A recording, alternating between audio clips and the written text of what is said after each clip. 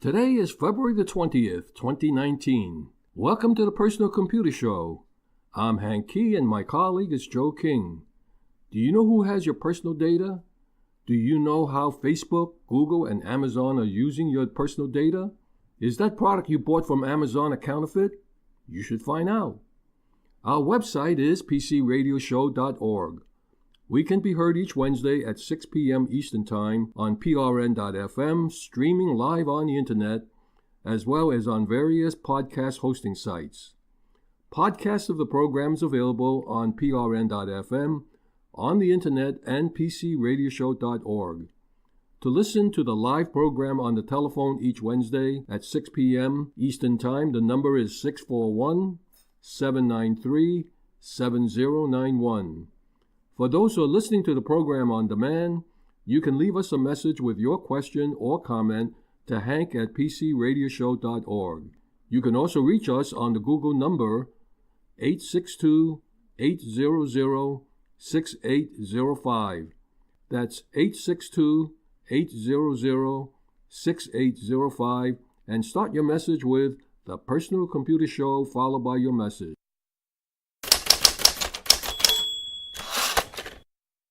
Have you ever been hit by a fine by a government agency? For instance, if you had a parking ticket, can you imagine if you had the opportunity to negotiate what that fine should be? Of course not. But in the real world of big tech, Facebook is negotiating with the Federal Trade Commission to pay multi-billion-dollar fine tied to the Cambridge Analytica scandal, as reported by the Washington Post. The fine is related to Cambridge Analytica improperly accessing the data of 87 million Facebook users. And of course, Facebook says they never sold them the data. What they said was, since they happened to be an advertiser, they had the privilege of being able to look at the information. Wouldn't you call that selling the information? Well, I guess in terms of semantics, they may be right. They didn't sell the information. This fine, if agreed upon, would be the largest ever imposed by the Federal Trade Commission against a tech company. The two sides are still negotiating the details. The Washington Post reported that a settlement penalty in the billions of dollars would be by far the largest fine ever imposed by the FTC against a technology company. The agency's biggest fine against a tech company to date came in 2012 when Google agreed to pay a $22.5 million penalty due to its privacy practices. The FTC began probing Facebook in March of last year, following reports that political consulting firm Cambridge Analytica had improperly accessed the data of 87 million Facebook users. What do you mean they improperly accessed it? They accessed it because Facebook made it available. Facebook did not respond to a request for comment to the Washington Post.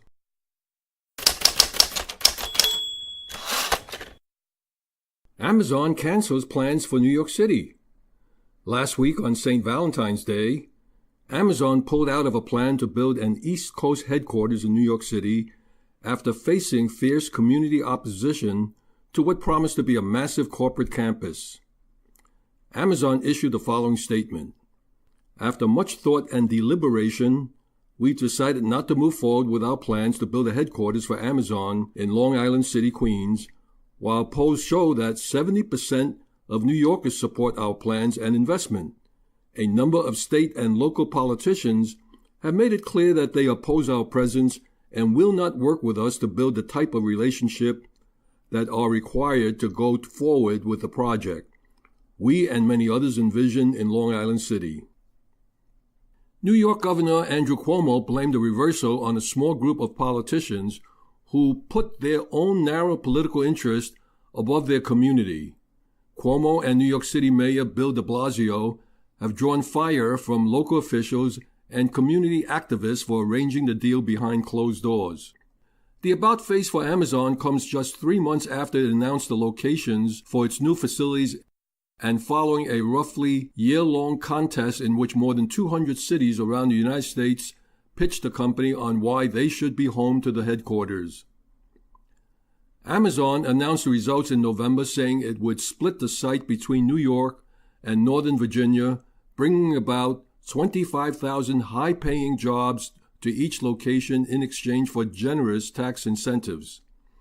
But those tax breaks became a major sticking point for the project's opponents.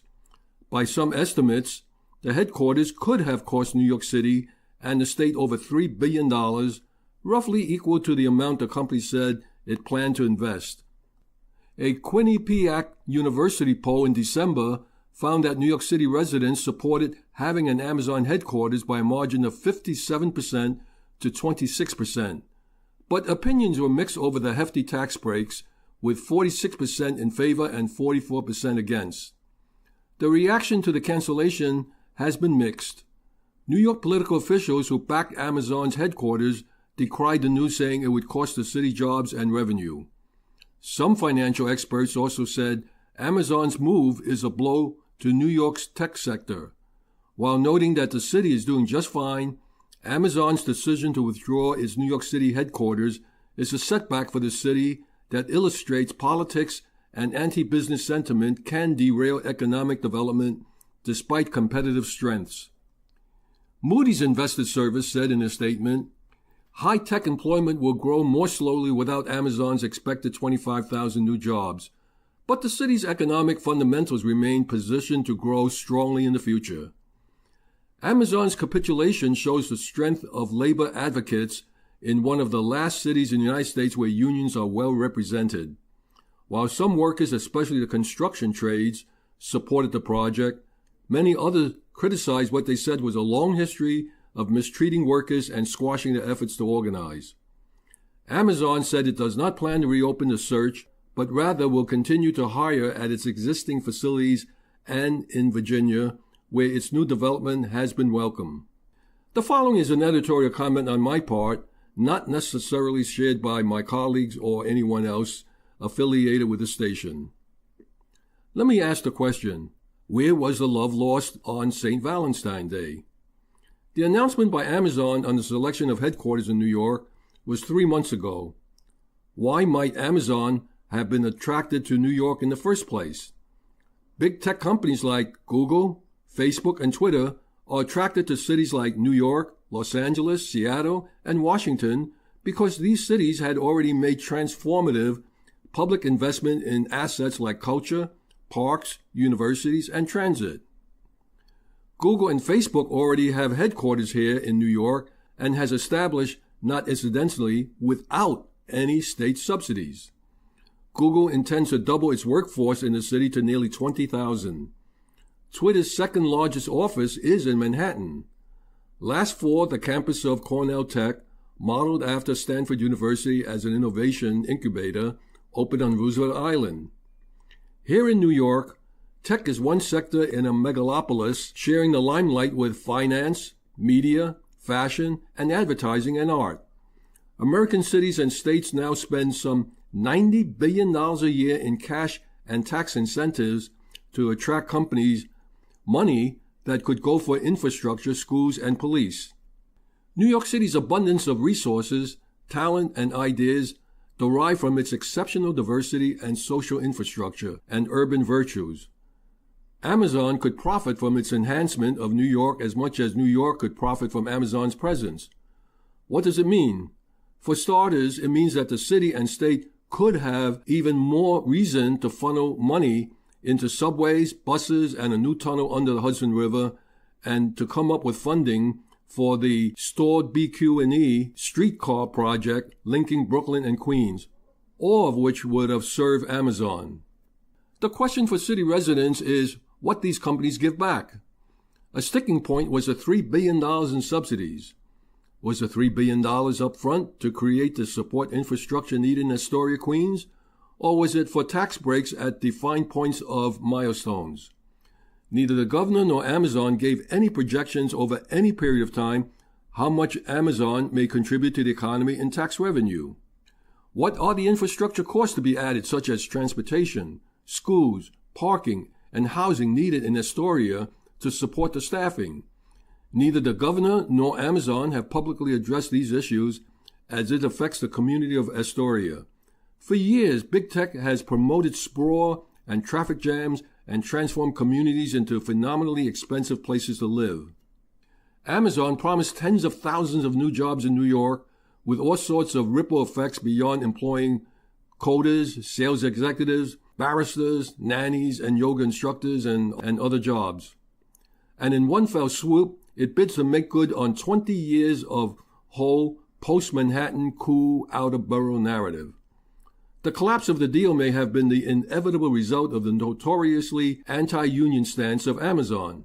The $3 billion subsidy is seen by the unions to extract lucrative incentives from taxpayers in the most unionized large city in the state. Governor Cuomo blamed the reversal on a small group of politicians. It was, however, the governor and mayor who sidestepped the usual public process for approving such projects and arranged a deal behind closed doors. To date, no details have been released. So where was the love on St. Valentine's Day? Everyone shares the blame. Poor negotiations by inept politicians, community leaders who are ignorant on short and long-term economics, and small business owners and residents who are afraid of gentrification, along with those who are too involved in the details of a problem to look at the situation as a whole to find a mutual benefit. The fact Amazon said it was now not looking for a replacement site for New York gives us a little wiggle room for hope that a more open, transparent governor and mayor may regain the trust of the public and be able to revive Amazon's interest in New York. What say you, the listening public?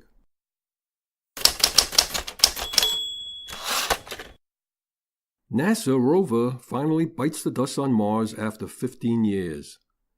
NASA's Opportunity, the Mars rover that was built to operate for just 3 months, but kept going and rolling across the rocky red soil, was finally pronounced dead last Wednesday, 15 years after it landed on the planet. The 6-wheeled vehicle that helped gather critical evidence that ancient Mars might have been hospitable to life was, well, it was up and running for until 8 months ago when it was finally doomed by a ferocious dust storm. Flight controllers tried numerous times to make contact, and they sent one final series of recovery commands last Tuesday night, along with one last wake-up song by Billie Holiday, I'll Be Seeing You. There was no response from space. They only had silence. The news amounted to a funeral at the space agency Jet Propel Labs in Pasadena, California, of their beloved Opportunity. They said that this is a hard day, even though it's a machine and we're saying goodbye. It's still very hard and very poignant, but we had to do that. We came to that point. The 2 slow-moving golf cart-sized rovers landed on opposite sides of the planet in 2004 for a mission meant to last 90 Mars days, which are 30 minutes longer than Earth days. In the end, Opportunity outlived its twin by 8 years and set endurance and distant records that will probably stand for decades. Trundling along until communication ceased last June, Opportunity roamed a record 28 miles and worked longer than any other lander in the history of space exploration. Opportunity was a robotic geologist equipped with cameras and instruments at the end of a mechanical arm for analyzing rocks and soil.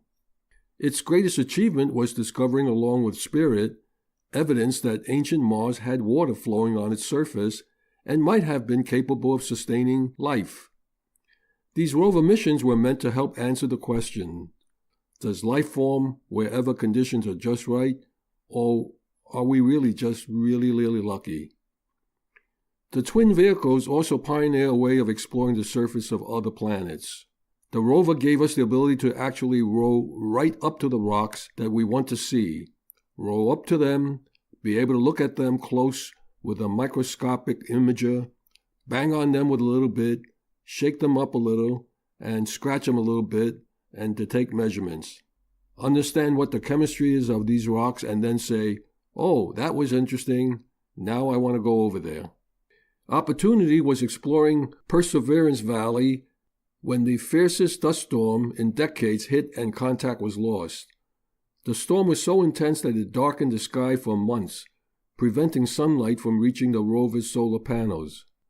When the sky finally cleared, Opportunity remained silent, its internal clock possibly so scrambled that it no longer when to sleep or wake up to receive commands. Flight controllers sent more than 1,000 recovery commands, all in vain. With project costs reaching $500,000 a month, NASA decided to pull the plug and discontinue its operation. Scientists consider this the end of an era, now that Opportunity and Spirit are both gone. Opportunity was the fifth of 8 spacecrafts to successfully land on Mars, all belonging to NASA. Only 2 are still working. The nuclear-powered Curiosity rover, prowling around since 2012, and the recently arrived InSight, which just this week placed a heat-sensing, self-hammering probe on the dusty red surface to burrow into the planet like a mole. 3 more landers from the United States, China, and Europe are due to launch next year. The overriding goal is to search for evidence of past or even present life on Mars, and find suitable locations to send astronauts sometime in the future. While it is sad that we move from one mission to the next, it's all really part of one big objective.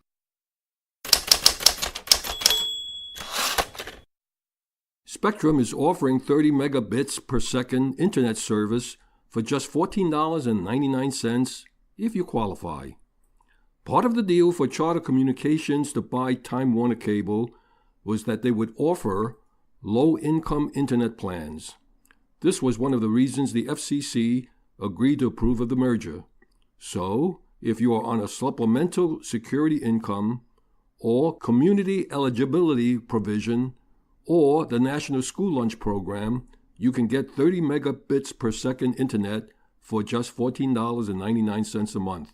The best part of this is the fact that there are no data caps on these plans, making them a great option for cord cutters who qualify. The modem that comes with it does not include Wi-Fi, but you can add Wi-Fi for $5 a month, or you can buy your own Wi-Fi router, which I recommend, and plug it into your modem. To get the deal, your family needs to participate in the National School Lunch Program or be a senior who is 65 and older receiving Supplemental Security Income Program benefits. Any family of 4 with an income of $44,995 or less will qualify for the National School Lunch Program in New Jersey. Check your local requirements because they vary depending on what poverty level is in each state. You can learn more about this deal on the Spectrum website. I did go to the Spectrum website, and part of it, which I read to you, is that the available internet speed may vary by address. Download speeds are up to 30 megabits per second, and upload speeds are up to 4 megabits per second. Wi-Fi equipment, activation, and installation fees may apply. You qualify? Check into it.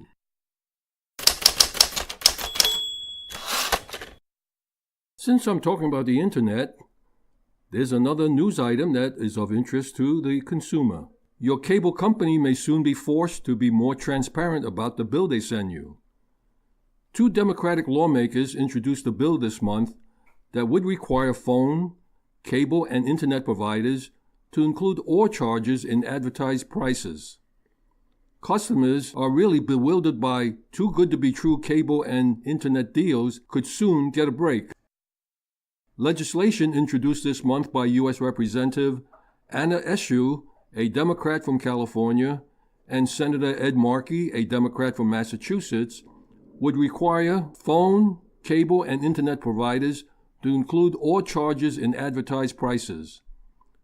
Often we get a bill from these companies, and the advertised price could be far from the actual price you have to pay with all the hidden charges. And many of the charges, we don't even know what they mean.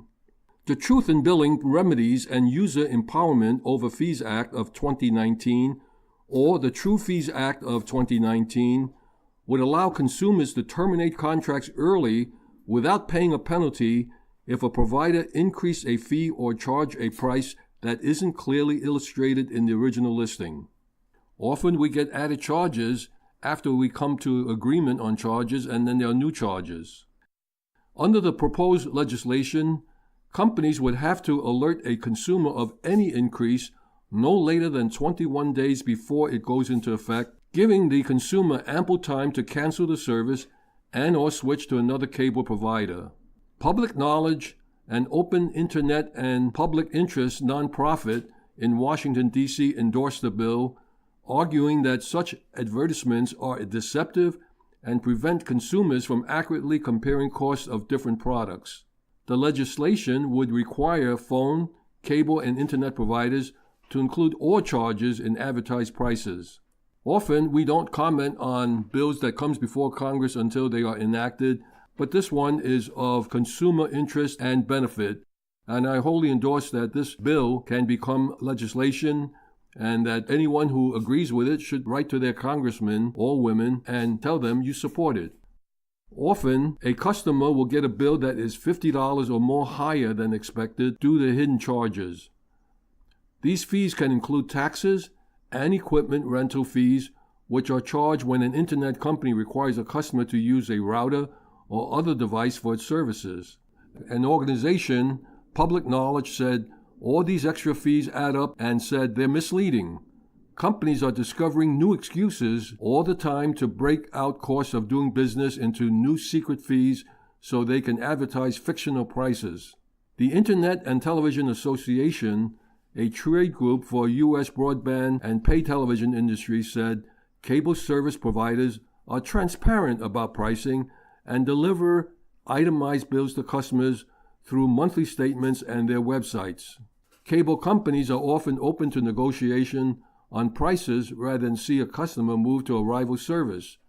They may even lower prices if the customer phones in to express concerns about their statement.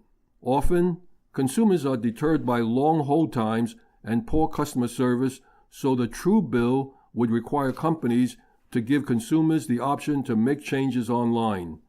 Services like BillShark and Trim also analyze monthly bills and can help negotiate lower prices.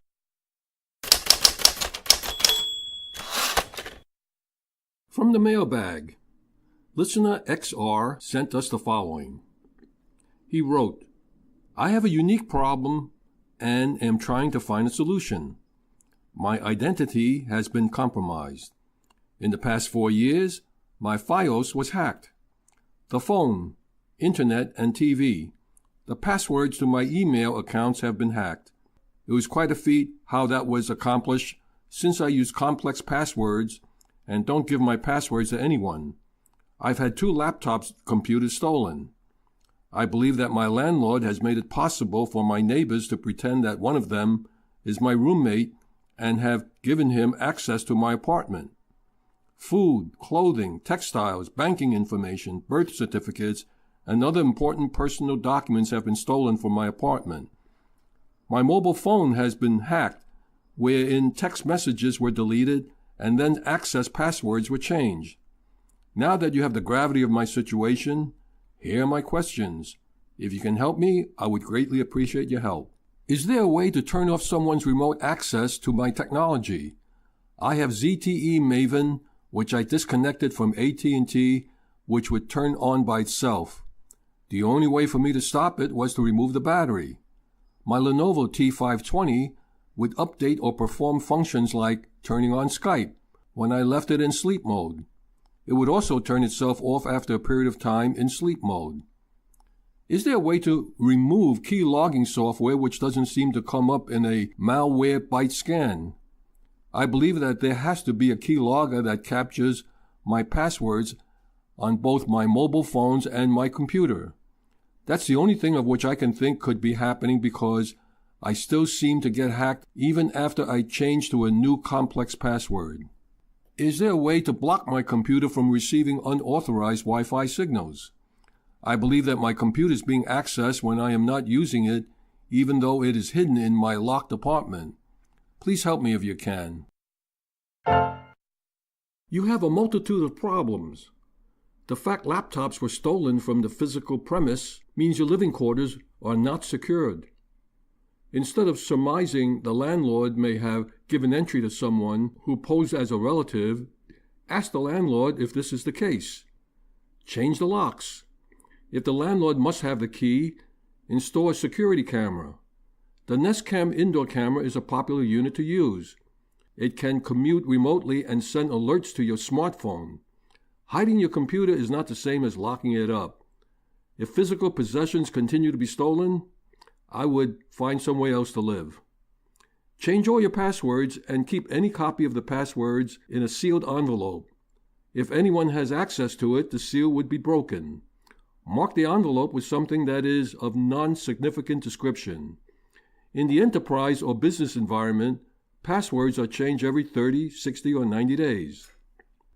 In your case, instead of trying to find out piecemeal what may have been installed onto the system that is unwanted, I would just save the data and reinstall the entire operating system. I assume, of course, you have been doing faithful backups. Whatever you find that may be vulnerable and at fault will not give you the confidence you have found and eliminate all the problems. From your description, it seems you may be operating almost everything in a wireless mode. Our advice is simple.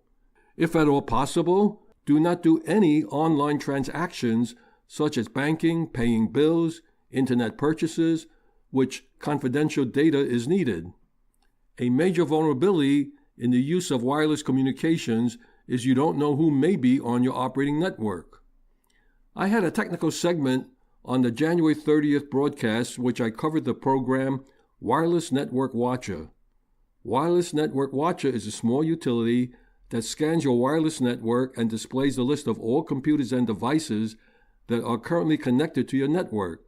You may not realize it, but there are wireless devices on your network that you're not aware of, such as home assistants, smart televisions, cordless telephones, wireless printers, and many other devices under the category of the Internet of Things. The default access to these devices can be used as backdoor to your system. The default values are not normally changed by most users. Do not do any online transactions on wireless. Connect directly to the Ethernet RJ45 connector. That means use hardwired connections. Dave S. wrote the following. I wanted you to ask Marty Winston why he chose structural insulated panels, SIP, over insulated concrete panel, ICF, because from my research, ICF is more durable, and since he's building in a mild climate, he doesn't need extreme energy efficiency in the building envelope. Marty? Dave Scrimenti wrote, Hi, Hank. I wanted you to ask Marty Winston why he chose SIP rather than ICF. From my research, ICF is more durable, and since he's building in a mild climate, he doesn't need extreme energy efficiency in the building envelope. Well, Dave, thanks for asking. The design calls for both. ICF, insulated concrete forms, get made when concrete is poured into a form that has insulating foam on both sides. The result is thick and durable with good insulating qualities. Well, I know that there are many structures built with ICFs forming their complete outer walls. That really wasn't a look I wanted to achieve for the house above ground. So, my design calls for using ICFs to form the foundation, in this case, the crawl space. For the above-ground walls, SIP walls, SIP, stands for Structural Insulated Panels. Well, SIP walls provide more flexibility. SIP walls are a bonded, meaning glued together sandwich of engineered flat boards called Oriented Strand Board, or OSB. It's like, plywood on steroids. Well, the OSB is on either side of thick, aggressively insulating foam.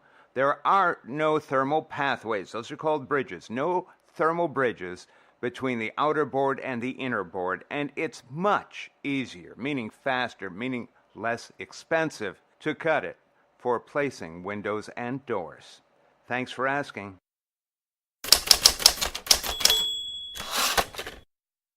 Benjamin, we just had a listener talk about how his password got hacked, and perhaps you can give us a primer on what is the next level that will give us stronger authentication besides just the use of the password itself. Technology in the workplace is abundant. I'm Benjamin Rockwell, and now is the time for us to put on that work hat and talk about those things you might hear about at the office, but but you're not quite sure about the deeper aspects. Today, I'm addressing the world of, yes, the IT professional and two-factor or multi-factor authentication. Now, we have been dealing with passwords for a long time in the workplace. You go to your system, you just sit down, you turn on your computer if it's not already on, and it presents you with, yes, your username, and then you just type in your password. Sometimes some systems are set up these days so you're not even presented with a username. That's an actual additional level of security to make sure that somebody isn't piggybacking off of already known information. Meaning this: you sit down at your computer, or the bad guy sits down at the computer, and the default name comes up. So in your case, it's easier. In the case of the bad guy, it's also easier. Yeah, that's right. So we're slowing them down by having them guess your username and also guess your password. Maybe it's not so easy, or maybe it's not so hard to guess your username or your password, but it's something that we're slowly working to break down. We're slowing the bad guys down. Now, a way we can slow them down further is by applying two-factor or multi-factor authentication. This is where we take something you know, that's your password, and then we add in something you have, that's your second factor authentication, or something you are. That could be your multi-factor, or it's optional in either location, or actually across all three of those. So it can be something you have and something you are, and those are your two factors, or something you know and something you have, or all of these different things all mixed together. You can mix and match. So something you know, that's your password. Something you have, so you have your iPhone, your smartphone. And on your smartphone, there's this application there, and you press a button, and a number pops up. That would be that something you have. So passwords and that little PIN code that pops up on your smartphone. Or sometimes it'll pop up on this little token, a key fob that sits in your pocket. So there's your something you know and then something you have. Now, what is that something you are? That would be your fingerprint authentication or a handprint, some kind of biometrics. So they're measuring, the distance between the loops, the whorls, and all of those different things that are on your fingerprint, or the size of your hand. Yes, that's one particular thing, or your eyeball. So there's a number of these different things that all work together. The more we mix in, the safer that information is going to be. For instance, if it's something you know, so they've got to know your password. If you, heaven forbid, pass away, nobody's going to know your password, so they can't break in. Well, okay, maybe they might know that. But what about that something you have? That key fob, that smartphone app, all of that put together. Well, that's still slowing them down. Or if we put all three of those together, your password, that little two-factor authentication software that's on your smartphone, and, oh yes, your fingerprint. We have this balance, though. We have to address these things very carefully. Sure, it's easy for us to say, yes, we're going to, us as IT people, we're going to enact this across the board. So everybody's going to have to put in their thumbprint, and then we're going to scan something that they have. They're going to scan their RFID chip that's inside their body. Ooh, that's kind of creepy. And oh yeah, then they're going to still have to enter in the password. That starts to slow everybody down. And I don't like that. So we add in reasonable measures for that multi-factor authentication.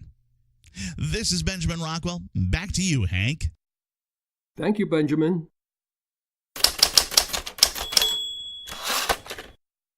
Microsoft's new Chrome extension lets you resume browsing across Windows 10 devices. Windows 10 Timeline feature was launched by Microsoft last year. It replaced the familiar Task View button that shows what apps are currently running on a system. Timeline lets you see what apps are running, but also what apps and activities you've used on your Windows 10 PC in the past 30 days. These activities and apps sync across multiple machines. So if you've been using a laptop for a document, you can easily pick up the same activity on a desktop PC that you've also signed into. You can also combine Timeline with Microsoft Edge for iOS and Android and access the smartphone browser history on your PC. Microsoft is updating its mobile Edge apps to support this, and it's one of the main reasons you might use Timeline. If you're concerned about the privacy aspects of having Documents apps and activity history in your task view, Microsoft disables this device sync by default, and you can disable activity history. Unfortunately, Windows 10 Timeline was limited to Microsoft Edge browser on the browsing history side. But now Microsoft has released its own official Chrome extension for Windows Timeline, dubbed Web Activities. The extension will sync and show your Chrome browsing history across Windows 10 devices so you can use the built-in Timeline viewer.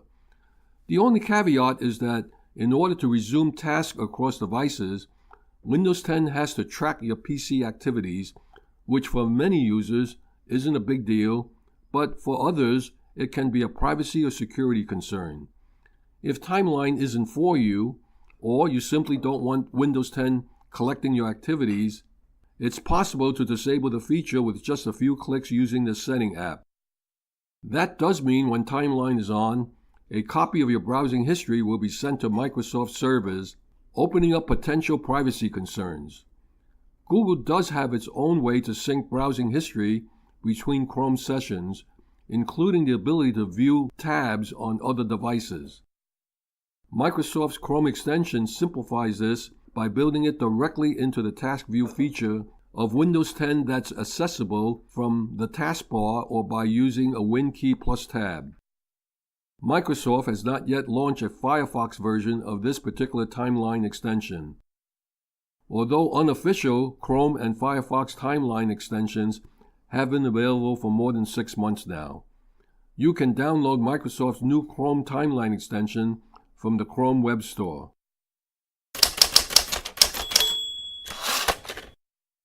Microsoft Windows updates will require browsers to support SHA-2. Hey, that was a mouthful. What the heck is SHA-2? It stands for Secure Hash Algorithm 2. It is a set of cryptographic hash functions designed by the United States National Security Agency, NSA.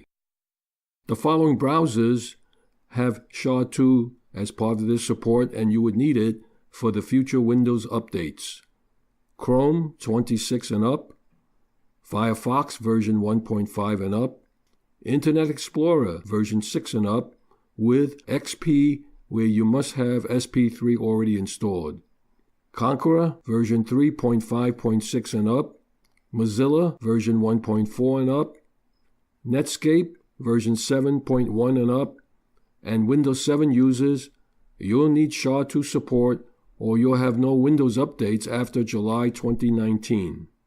Microsoft will begin rolling out SHA-2 standalone updates for Windows 7 and Windows Server 2008 in March in preparation for its July 16th implementation deadline. Windows 7 and Windows 7 Server 2008 users need to have SHA-2 code signing installed by July 16th in order to continue to get Windows updates after that date. Microsoft issued that warning last week via a support article. Windows operating system updates are dual sign using both SHA-1 and SHA-2 hash algorithms to prove authenticity. Microsoft officials have said previously that Windows updates will be using the more secure SHA-2 algorithm exclusively.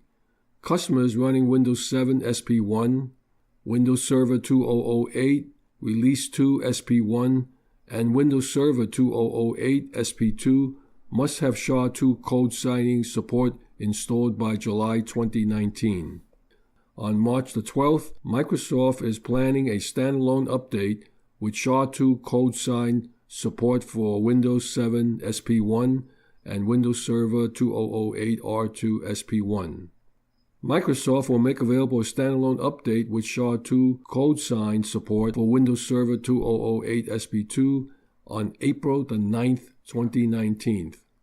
On June 18th, Windows 10 updates 1709, 1803, 1809, and Server 2019 will have their signatures changed from dual signed SHA-1, SHA-2 to only SHA-2 with no customer action required.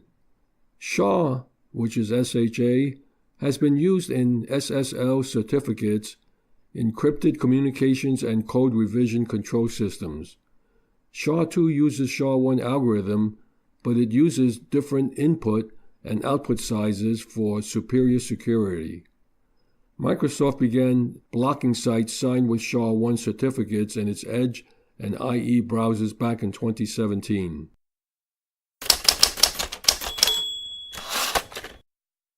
Last night was a full moon and a supermoon, bigger and brighter than many months, which got Marty Winston to thinking about seeing in the dark. Marty, enlighten us and try not to trip over yourself.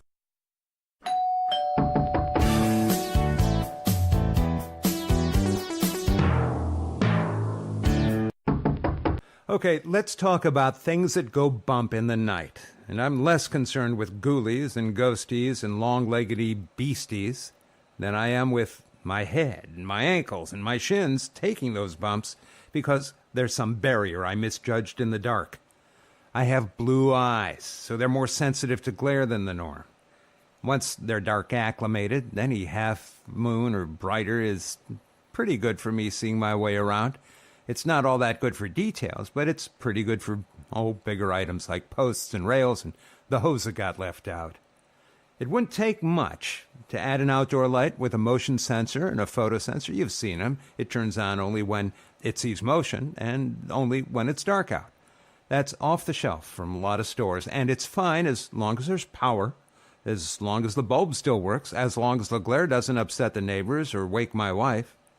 Okay, it's one answer, but let's keep thinking. I always carry a small pocket LED flashlight. That's fine if the battery is good and I have a hand free to carry it. I also own several headband lights. They're handy for rolling the trash cans down the driveway one night a week, but I usually don't remember to put one on when what I'm doing is some backdoor chore. So floodlights and flashlights and headlights, all useful. I've tried those little solar-powered path lights that soak up the sun in the daytime and light after dark. If you ever find one of those that doesn't start dim and get dimmer and doesn't run out of juice in, just an hour or two, please drop a line and tell me about it. Give me the name. Tell me where you bought it. For the moment, I'm going to treat those as not useful. Know why? If you own a dog, you'll understand. It's more than a couple hours after dark when the dog drags you into the yard yet again for yet another visit before or after bedtime. One thing that all of these lights have in common is that they all use electricity as their fuel. We should consider other fuels and add to our light the night options, right? Candles, oil lamps, gas lanterns, torches, or, those little luminescent sticks where you bend them to break a capsule inside, shake them up, and they glow for a while. So far, though, one way or another, the useful solutions are all pay-as-you-go. They're either disposable, one-use things like those shake-em-up sticks, or they use fuel, or they spin the electric meter, or they go through batteries. Now, let me bundle all of this light-in-the-night thinking and put it into the kind of thinking behind our projects for making a house more energy miserly. In those projects, we're willing to spend a little more upfront in order to cut what we have to spend month after month after month in the long term. And also, we want to dodge some bigger bills like repairs or replacements or hospital time that could come up later.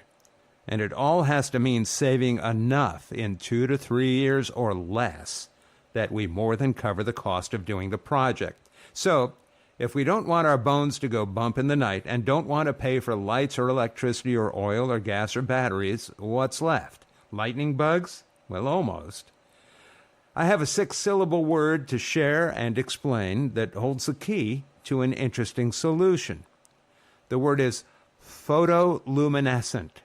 That means it glows for a while after first being exposed to light. You may have had some small molded plastic toys that would glow in the dark. Same thing, photoluminescent toys, photoluminescence is the phenomenon. That glow comes from phosphorus. And for the past 10 years, more actually, research into improved phosphorus has been accelerating madly because of their role in being what really glows in an LED light bulb.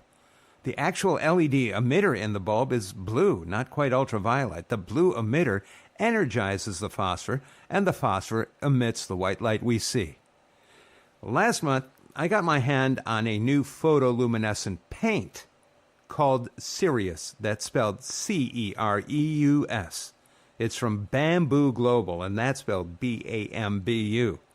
15 minutes in decent light lets these paints glow for as long as 10 hours into the night. 10 hours, man. That means that if it's the middle of December and the sun sets at 5, the glowing doesn't stop going until 3 in the morning. Believe me, it's not that often that I'm out in the yard even that late in the middle of December. I did some testing. Their red paint, meaning it looks red with the lights on, glows red-orange. The yellow glows, well, yellow with a slightly greenish hue. The green paint, which looks a little olive under daylight, glows true green at night. The blue, very natural, glows in a true blue. The white paint is interesting because, while the paint itself is white, its glow is a very light blue, and that glow is also working when the lights are on.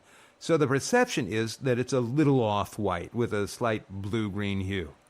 The blue and the white provide the brightest nighttime glow, but they're all these colors are highly visible in the dark. And that got me to thinking.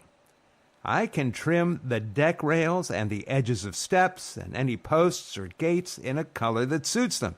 Easily pick them out in the dark, never create so much glow that it disturbs the neighbors, and not have to spend a penny for years and years and years until the paint needs touching up.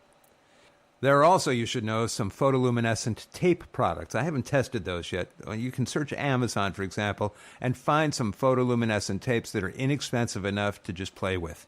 I have no idea how waterproof they are. But the issue of weather is important beyond just whether a tape product can survive it. Think about it. To avoid accidents, you're painting or taping surfaces. If those surfaces get covered with snow, well, you don't see the glow. Photoluminescence isn't warm. It won't melt the snow.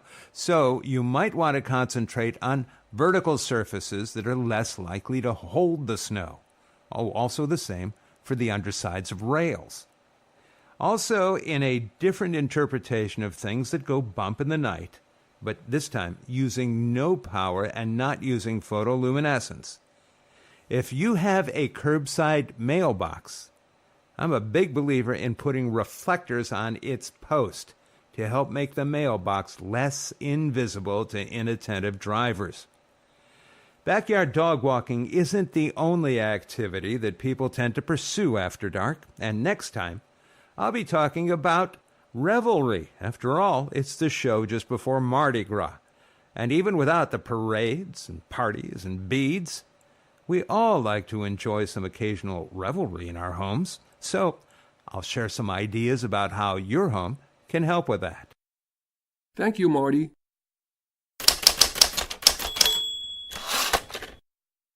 Public service announcements. Computer club meetings in the New York, New Jersey, and Connecticut tri-state region. The computer clubs have random access sessions at each of these club meetings. If you have any questions or need for technical advice, the club members are more than happy to assist. There is no such thing as a dumb question. Princeton PC Users Group will have a presentation on Cut the Cord, things to consider before firing your cable company. Meeting is Thursday, February 26th. Meeting time is 7 p.m., and they meet at the Mercer County Library, Lawrenceville, New Jersey. The Brookdale Computer User Group has a presentation on how to avoid internet and telephone computer scams.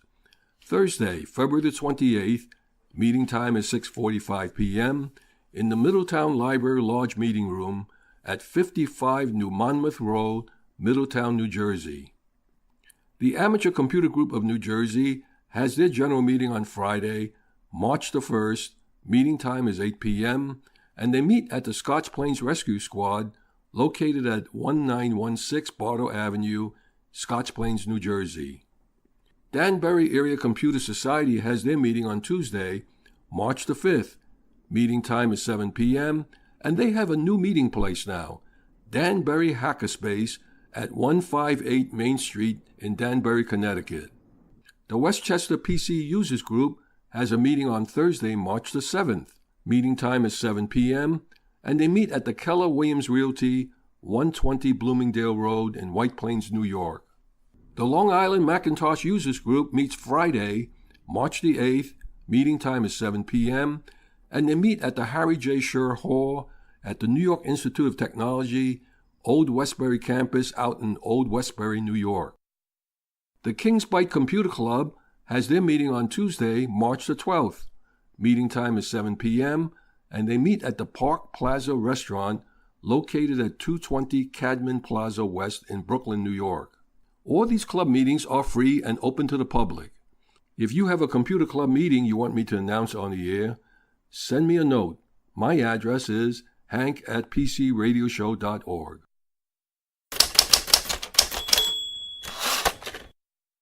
Our website is pcradioshow.org. We can be heard each Wednesday at 6 p.m. Eastern Time on prn.fm on the Internet. If you have any questions for us or commentary on any of our feature segments, just send us your email address with your telephone number, in which we can call you at a convenient hour for playback on the program. If you have any questions for us, just send us an email addressed to hank@pcradioshow.org. There's no such thing as a stupid question. In the meantime, stay in touch and keep on computing, and remember to back up. I'm Hank Key, and on behalf of Joe King and Michael Horowitz, we thank you for listening. Stay safe and healthy until we meet again, same time, same station next week.